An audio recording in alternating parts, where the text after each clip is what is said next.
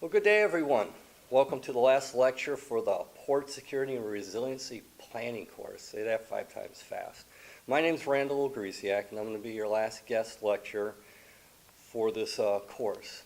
I'm the guy that's preventing you from finishing the course, so we're going to have a little bit of fun with this. My discussion will not cover general port security concepts, which you've already had in the many lectures prior.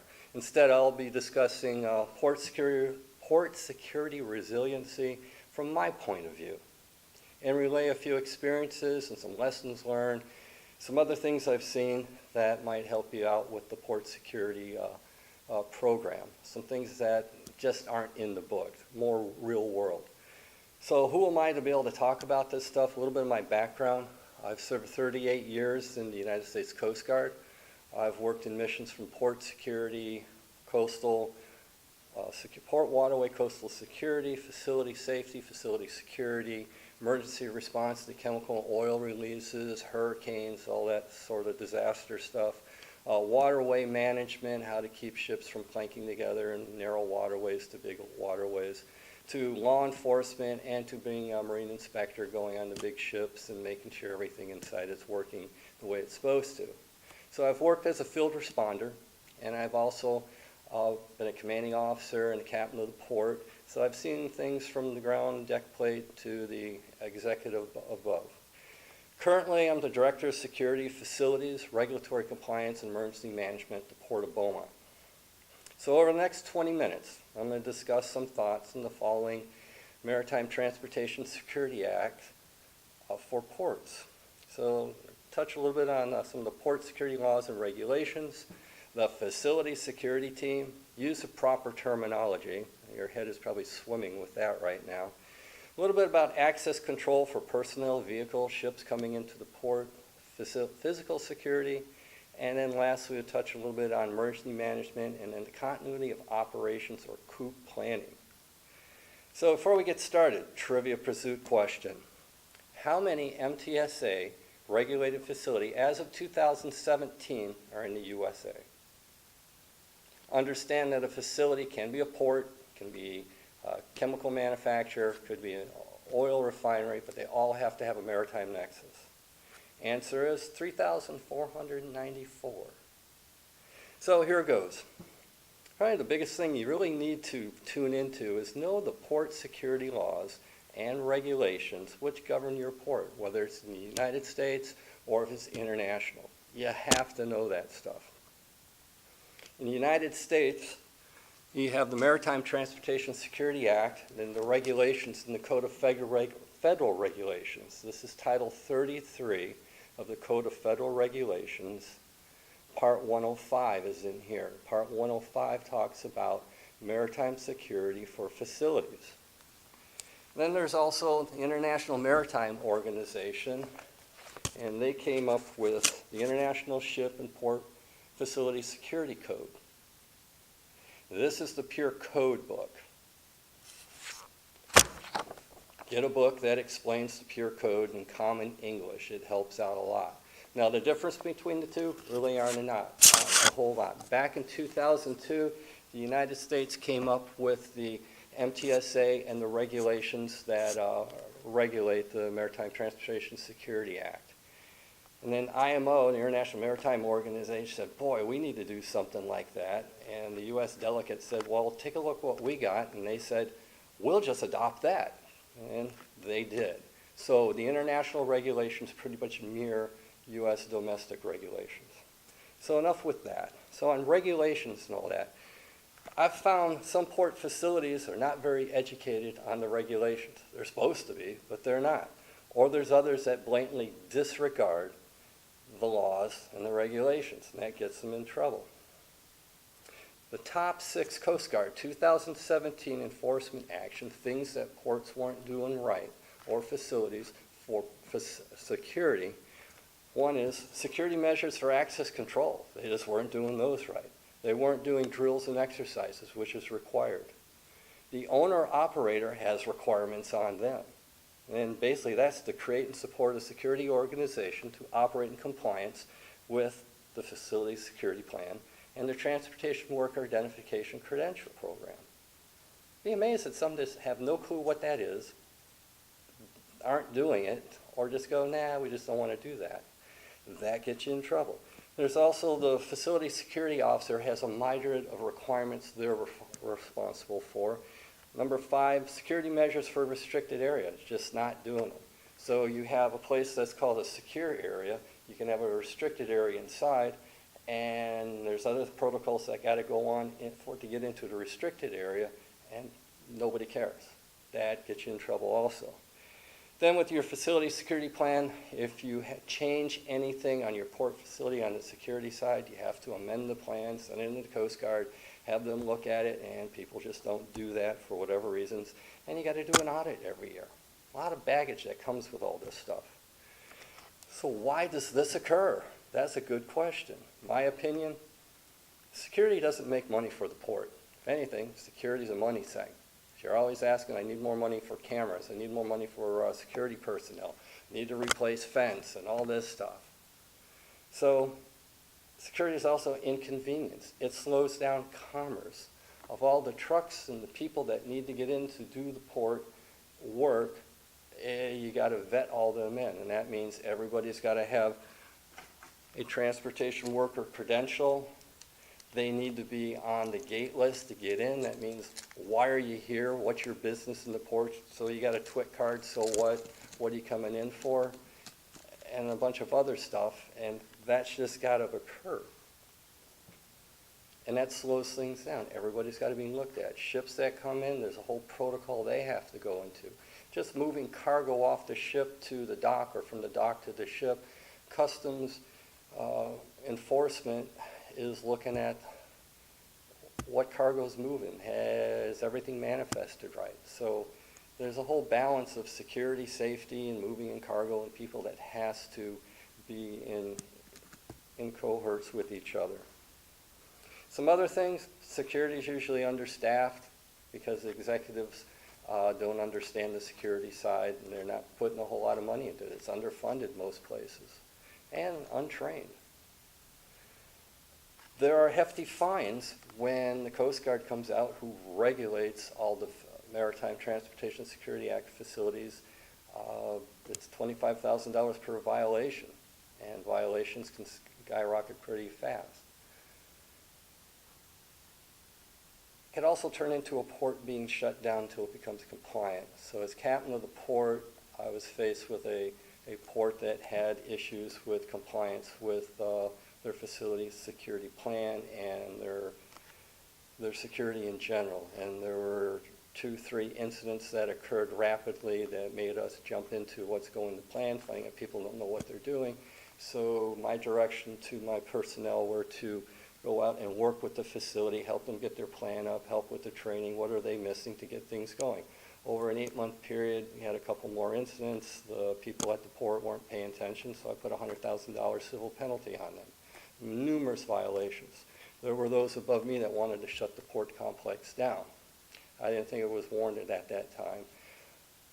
But imagine shutting down a major port facility and how the director has to go to the commissioners, the port commissioners, and explain why he wasn't running his port properly. They don't want to go there. So long story short on that one, we got it all mitigated out. The port kept operating. They got the security standards up, but had to use a hammer to get that going because they just didn't want to be compliant. Kind of stupid, but that happens. Takeaway for yourselves on the security laws and regulations: educate yourself on what the laws and regulations are. There are courses you can go to, open the books up. You have to be good at this. Hire a competent security consultant company to help you write your facility security plan, do your annual audits, keep things in compliance with the Coast Guard, help you with your training because it's immense because you're trying to keep the port operational with people coming in and out and stuff going on, and you need some help. Lastly, get to know those who regulate you. Go meet with those officials, talk with them, bring them to your facility, your port, tour around. I always tell them, we had a spot inspection this morning from the Coast Guard.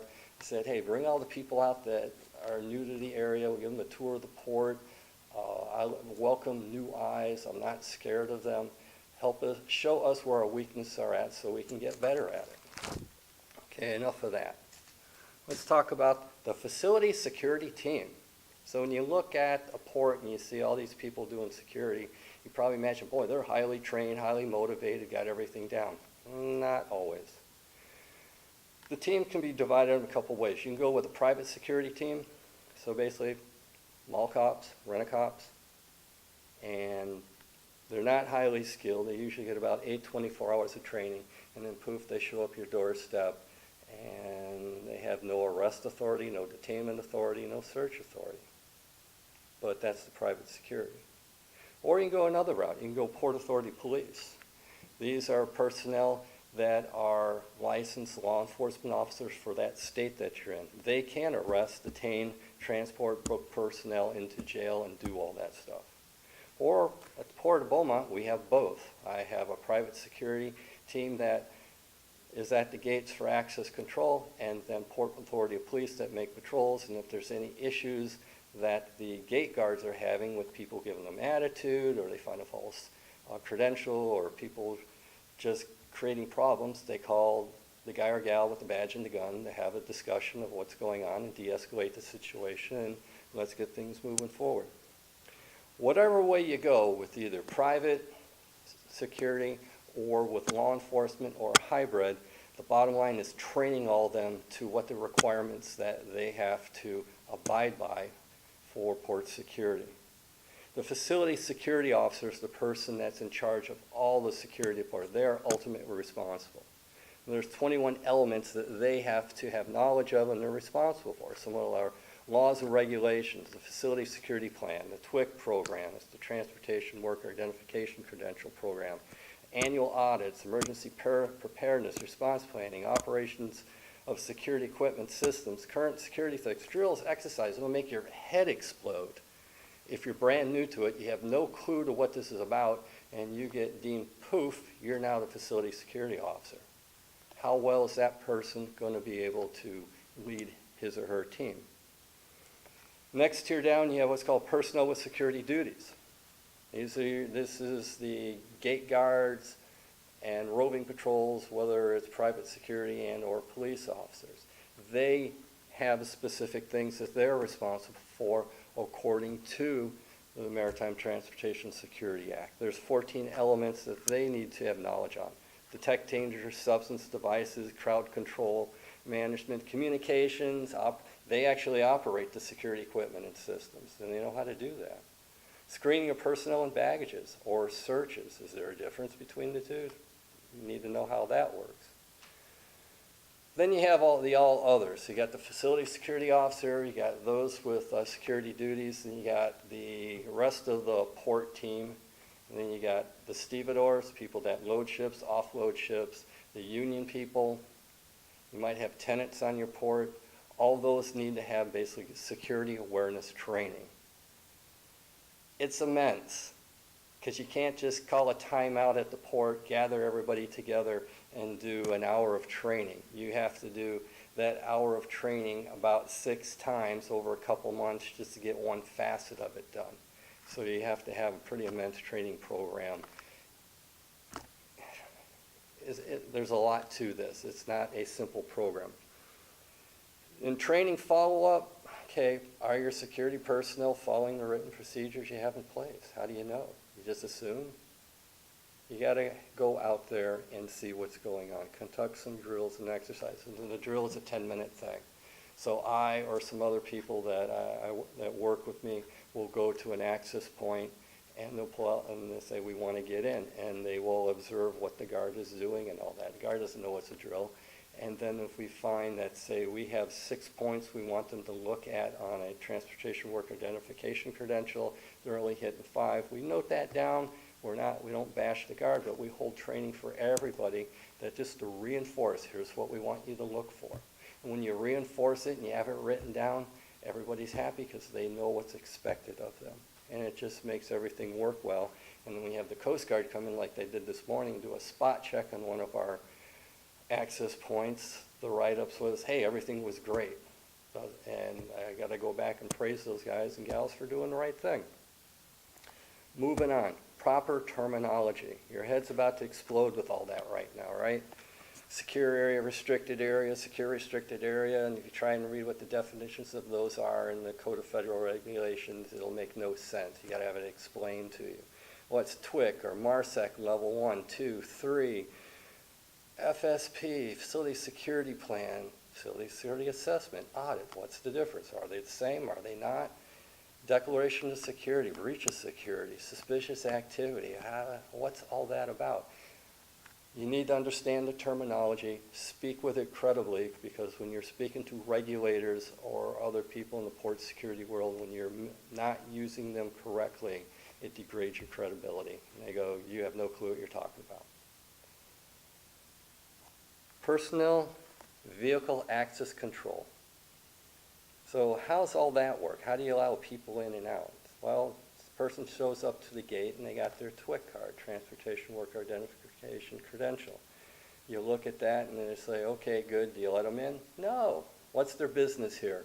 Do they have business at the port? Are they on the access list to get in, called a gate list, which is provided to security every day by operations? If you're not on the list, you don't get in. You go cry to operations of somebody to figure this out. Works here pretty well. We have very little of that going on. And those people that aren't on the list were not on the list for a reason, because they're trying to sneak in to try and sell something to somebody in the port that's working and don't need them there. We also require here at the Port of Beaumont, if you're driving, show your driver's license. Be surprised how many people are driving long-haul trucks with expired driver's license, no driver's license, no insurance. We ask you, can you show us proof of insurance? They're like going to the Department of Motor Vehicles. They don't have insurance. Well, we're not going to let you in, because if your private vehicle damages port property, who's paying for that? So these are other things that they don't teach you about in the academia book on port security. We do random screenings and searches. I don't know if they talked about this, but screening is what only your private security can do. So you drive up, you have business at the port, show your TWIC card, everything's good. You get random picked for a screening. Park your car over in the screening area, turn the motor off, open all doors, open the glove compartment, open the console in the middle, your trunk, your hood. Please stand outside, and our security guard will make a round and look for suspicious stuff. If they find suspicious stuff, they call a port security police officer who can go in and touch and lift things and, hey, you got a revolver here. Oh, your deer rifle's in the back. Oh, you got 50 rounds of this type of ammunition. We don't allow that in the port. Or, what's this bag of dope doing here? Not a good thing. Why don't you stay right there while I call the local police to have a chat with you? Things like that.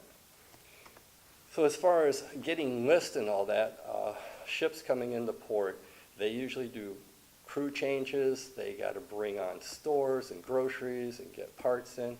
Well, we get what's called a gate list from the ship agent that says, here's the crew that's moving out, here's the crews that's coming in, we got all their names and the verification stuff that's needed, here's all the stores they're bringing on, they're going to be by this company with a truck.